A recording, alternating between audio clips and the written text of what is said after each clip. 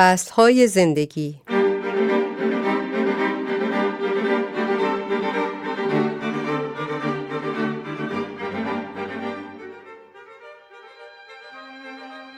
بالا رفتن سن جسم مرا برای بارور کردن دوباره زمینی که به آن آمده‌ام آماده می کند.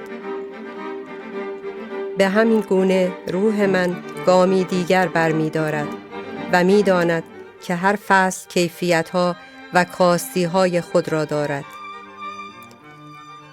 مشکل سالمندی این است که مردم به خاطر ترس از مرگ که مدام نزدیکتر می شود دچار ترس از زندگی می شوند.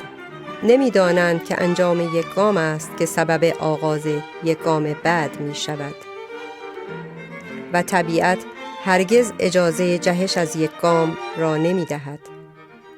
همان گونه که نمی گذارد ترکه های جوان بشکند نیز مانع آن می شود که درختی پیر و فرسوده هستی را ترک گوید. این چیزی است که نظم طبیعی هستی می خوانیم. بارها فرایند پس از مرگ را برای خودم تصویر کردم. بازگشت آهسته به عناصر خاک یک رهایی عظیم است که همه چیز را در سکوت و آرامش دگرگون می کند تا همه چیز نو شود. بالا رفتن سن جسم مرا برای بارور کردن دوباره زمینی که به آن آمده‌ام